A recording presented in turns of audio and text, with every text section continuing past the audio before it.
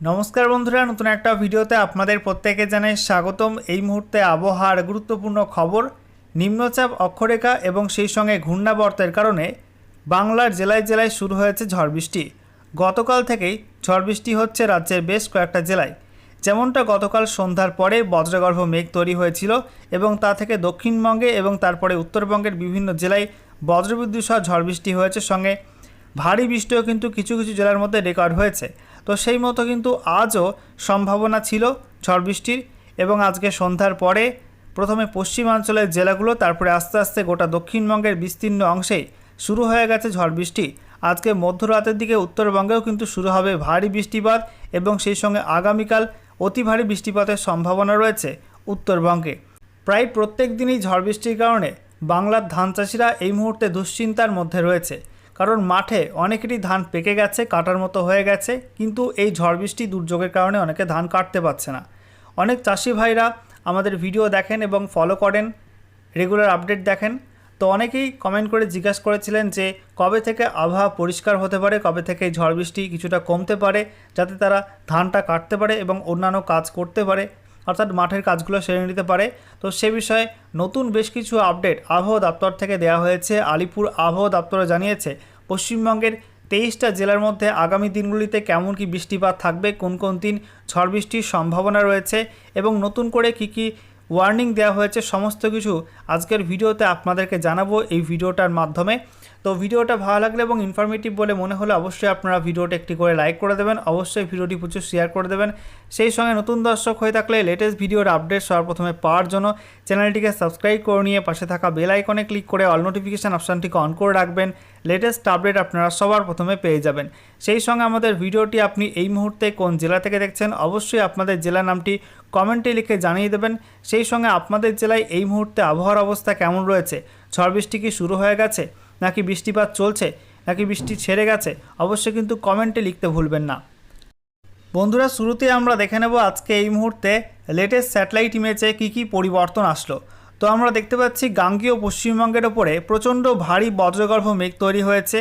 একই সঙ্গে পার্শ্ববর্তী উত্তর ওড়িশা এবং ঝাড়খণ্ডের মধ্যেও কিন্তু ভারী বজ্রগর্ভ মেঘ রয়েছে। আপনাদেরকে জানিয়েছিলাম আজকে সকালের ভিডিওতে যে আজকে বিকালের পরপর কিন্তু ঝাড়খণ্ডের ওপরে এবং সংলগ্ন উত্তর ওড়িশার ওপরে প্রচণ্ড ভারী বজ্রমেঘ তৈরি হবে এই অংশটাই, এবং সেই মেঘটাই পূর্ব দিকে সরবে, যার কারণে আজকে সন্ধ্যার পরে দক্ষিণবঙ্গের একটা বিস্তীর্ণ অংশে বজ্রবিদ্যুৎ সহ ঝড় বৃষ্টি হবে। কিছু কিছু জেলার মধ্যে কিন্তু কালবৈশাখী ঝড়ও ধেয়ে আসতে পারে। তো সেই মতো আপনারা দেখতে পাচ্ছেন দক্ষিণবঙ্গের একটা বিস্তীর্ণ অংশে কিন্তু ঝড় বৃষ্টি শুরু হয়ে গেছে। এবং আপনারা এই মুহূর্তে কেমন কি বৃষ্টিপাত পাচ্ছেন অবশ্যই কিন্তু কমেন্টে জানাবেন। আমরা দেখতে পাচ্ছি মুর্শিদাবাদ, নদিয়া, সেই সঙ্গে উত্তর এবং দক্ষিণ 24 পরগনা, সেই সঙ্গে বীরভূম, বাঁকুড়া, পশ্চিম বর্ধমান, পূর্ব বর্ধমান, পুরুলিয়া, ঝাড়গ্রাম, পশ্চিম মেদিনীপুর, পূর্ব মেদিনীপুর, হুগলি, হাওড়া, কলকাতা, দক্ষিণ 24 পরগনা, প্রত্যেকটা জেলায় কিন্তু কালো ঘন বজ্রমেঘ তৈরি হয়েছে এবং বৃষ্টিপাতও কিন্তু শুরু হয়ে গেছে। অন্যদিকে আমরা দেখতে পাচ্ছি উত্তরবঙ্গে কিন্তু বৃষ্টির সাজো সাজো রব, বিভিন্ন জেলায় কিন্তু মেঘ তৈরি হচ্ছে এবং রাতের মধ্যে উত্তরবঙ্গেও বৃষ্টিপাত ধেয়ে আসবে। ভারী বৃষ্টিপাত পাহাড় এবং ডুয়ার্সের মধ্যে বেশ কিছু অঞ্চলে হতে পারে। একই সঙ্গে জানিয়ে রাখি বাংলাদেশে আবহাওয়া একটা পরিষ্কার থাকলেও আজকে মধ্যরাতের মধ্যে এই মেঘটা কিন্তু বাংলাদেশে প্রবেশ করবে, অর্থাৎ দক্ষিণবঙ্গের যে মেঘটা আপনারা দেখতে পাচ্ছেন এই মেঘগুলো কিন্তু আস্তে আস্তে বাংলাদেশের মধ্যে প্রবেশ করবে, যার জেরে বাংলাদেশের বিস্তীর্ণ অংশে কিন্তু বজ্রবিদ্যুৎ সহ ঝড় বৃষ্টি শুরু হয়ে যাবে এবং সেই সঙ্গে ত্রিপুরার মধ্যেও কিন্তু খানিকটা ভারী বৃষ্টিপাত হতে পারে, এমনটা কিন্তু আপডেট এই মুহূর্তে উঠে আসছে।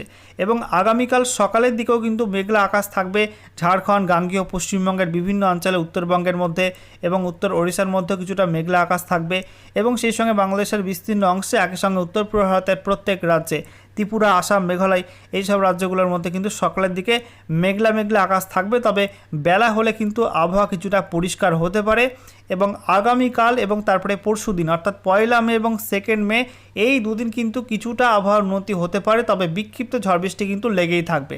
এরপরে আগামী 3রা মে এবং 4ঠা মে এবং তারপরে 5ই মে ওই 3 দিন কিন্তু আবারও দক্ষিণবঙ্গে ঝড় বৃষ্টির মাত্রা বাড়তে পারে। ঠিক আছে, ওই সময়টা কিন্তু আবার কিন্তু কালবৈশাখীর দুর্যোগ নেমে আসতে পারে দক্ষিণবঙ্গের মধ্যে। তো যাদের মাঠে কিছু কিছু কাজ রয়েছে আগামীকাল থেকে পরশু দিনের মধ্যে আবহাওয়াটা দেখে নিয়ে অবশ্যই আপনাদের মাঠের কাজগুলো সেরে ফেলবেন। ধান কাটার থাকলে সেটা কিন্তু আবহাওয়ার আপডেটটা দেখে নিয়ে কেটে ফেলবেন। ঠিক আছে বন্ধুরা, এবারে আবহাওয়ার রেডার থেকে আমরা দেখে নেব কোন কোন অঞ্চলে ঝড় বৃষ্টি কেমন কি হচ্ছে। তো আমরা দেখতে পাচ্ছি এই মুহূর্তে উত্তর ভারতে কিছুটা বৃষ্টিপাত শুরু হয়েছে, পশ্চিম উত্তরপ্রদেশ এবং সংলগ্ন অঞ্চলগুলোতে। একই সঙ্গে গাঙ্গীয় পশ্চিমবঙ্গের মধ্যে এবং উত্তর ওড়িশায় ব্যাপক ঝড় বৃষ্টি শুরু হয়েছে সন্ধ্যার পর থেকে। দেখতেই পাচ্ছেন বন্ধুরা, পশ্চিমাঞ্চলের জেলাগুলোই প্রথমে বৃষ্টিপাত শুরু হয়েছিল, বীরভূম, সেই সঙ্গে পশ্চিম বর্ধমান, এছাড়া বাঁকুড়া, পুরুলিয়া, ঝাড়গ্রাম, এই জেলাগুলোই শুরু হয়েছিল। আস্তে আস্তে সেই মেঘগুলো কিন্তু পূর্ব দিকে সরে আসে, তার জেরে ইতিমধ্যেই এখন বৃষ্টিপাত শুরু হয়ে গেছে মুর্শিদাবাদের মধ্যে, পূর্ব বর্ধমান, নদিয়া, সেই সঙ্গে কলকাতা, হাওড়া, হুগলি, এছাড়া পশ্চিম মেদিনীপুর, পূর্ব মেদিনীপুর, দক্ষিণ চব্বিশ পরগনা, উত্তর চব্বিশ পরগনা, এই জেলাগুলির মধ্যে কিন্তু শুরু হয়ে গেছে। এবং আজকে আপনাদেরকে জানিয়ে রাখি, মধ্যরাতের মধ্যে নদিয়া, উত্তর এবং দক্ষিণ চব্বিশ পরগনা, এই জেলাগুলির মধ্যে কলকাতা, তারপরে পূর্ব মেদিনীপুর, কিছুটা হাওড়া, এই জেলাগুলির মধ্যে, অর্থাৎ এই যে বেলটা আপনারা দেখতে পাচ্ছেন, এই বেলটার মধ্যে কিন্তু ভারী বৃষ্টিপাতের সম্ভাবনা রয়েছে। ঠিক আছে, তো এই সব জেলার মানুষরা সাবধানে থাকবেন, সতর্ক থাকবেন আজকে রাতের মধ্যে। একটু জুম করে আপনাদেরকে দেখাবো কোন কোন অঞ্চলে বেশি মাত্রায় বৃষ্টিপাত হচ্ছে। বর্ধমান, সেই সঙ্গে কৃষ্ণনগর, কাটোয়া, এদিকে আমরা দেখতে পাচ্ছি বেলডাঙ্গা, তারপরে রামপুরহাট, বহরমপুর, আজিমগঞ্জ, তারপরে জঙ্গিপুর, এদিকে ডোমকল, করিমপুর, তারপরে এদিকে চাপড়া, তারপরে মুড়াগাছা, পাটুলি, মন্তেশ্বর, মেমারি, শান্তিপুর, পান্ডুয়া, রানাঘাট, চাকদা, একই সঙ্গে কাঁচরাপাড়া, দশঘরা, সিঙ্গুর, চন্দননগর, ব্যারাকপুর, মাসাত, তারপরে আমরা দেখতে পাচ্ছি জগৎবল্লভপুর, খানাকুল, ঘাটাল, তারপরে কোলাঘাট, পাঁশকুড়া, বালিচক, পিংলা, ময়না, এদিকে সবং, তারপরে ভগবানপুর, বাজকুল, এগড়া, তারপরে মোহনপুর, তারপরে মন্দারমণি, দীঘা, এদিকে খেজুরি, তারপরে হলদিয়া, ডায়মন্ড হারবার, কুলপি, তারপরে জয়নগর, মাজিলপুর, এদিকে বারুইপুর, বিষ্ণুপুর, শ্যামপুর, তারপরে বাগনান, বজবজ, কলকাতা, একই সঙ্গে পানিহাটি, ডানকুনি, বালি, তারপরে ব্যারাকপুর, এদিকে নিউ টাউন, হাবড়া শুরু হয়েছে বৃষ্টিপাত। নগরুকরার দিকেও একই সঙ্গে আমরা দেখতে পাচ্ছি বনগাঁর দিকেও কিন্তু বৃষ্টিপাত আসছে এই মুহূর্তে, সেই আপডেট দিচ্ছে ওয়েদার র্যাডার।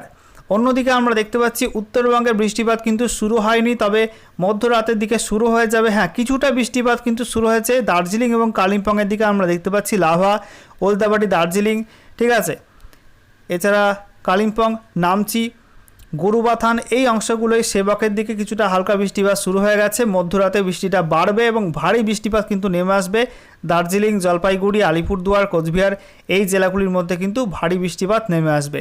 অন্যদিকে আমরা দেখতে পাচ্ছি বাংলাদেশের মধ্যে কিন্তু খুব একটা বৃষ্টিপাত শুরু হয়নি, তবে রাতের মধ্যে কিন্তু নতুন করে বৃষ্টিপাত নামে বাংলাদেশে এবং আগামীকাল সকালের দিকে এই অংশটা কিন্তু মেঘলা আকাশ থাকবে।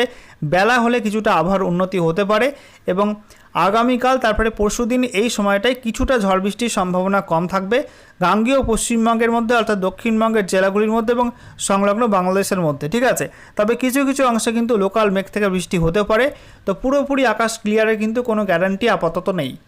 বন্ধুরা, এবারে ম্যাপ থেকে আমরা দেখে নেব আলিপুর আবহাওয়া দপ্তর কি জানাচ্ছে আগামী এক সপ্তাহে পশ্চিমবঙ্গের 23টা জেলার মধ্যে কোন কোন জেলায় কেমন কি বৃষ্টিপাত হতে পারে আমরা পরপর আপনাদেরকে দেখাচ্ছি।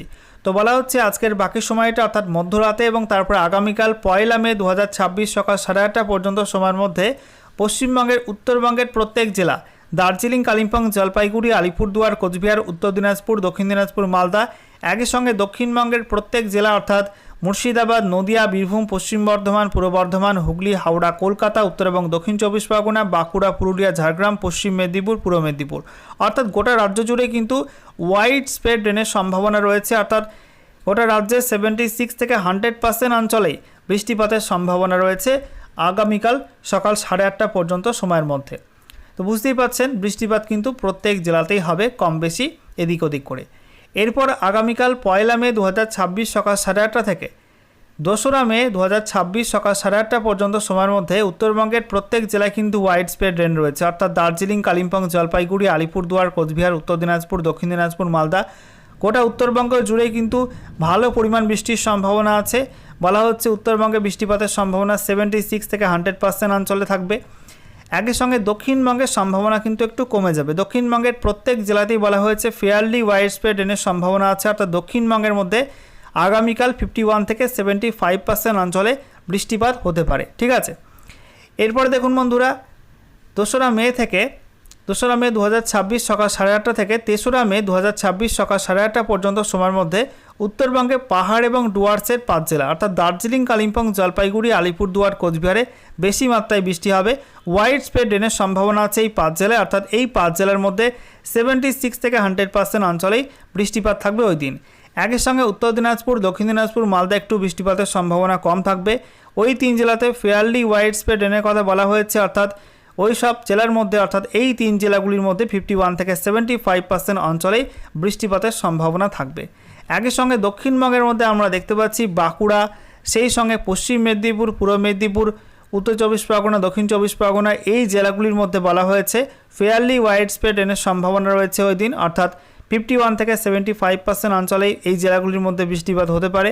এবং দক্ষিণবঙ্গের বাকি জেলাগুলো অর্থাৎ মুর্শিদাবাদ, নদিয়া, বীরভূম, পশ্চিম বর্ধমান, পূর্ব বর্ধমান, হুগলি, হাওড়া, কলকাতা, পুরুলিয়া এবং ঝাড়গ্রাম এই জেলাগুলির মধ্যে স্ক্যাটার রেনফল হতে পারে, অর্থাৎ এই জেলাগুলির মধ্যে 26 থেকে 50% অঞ্চলে শুধুমাত্র বৃষ্টিপাতের সম্ভাবনা থাকবে 2 মে থেকে 3 মে সকাল 8:30 পর্যন্ত সময়ের মধ্যে।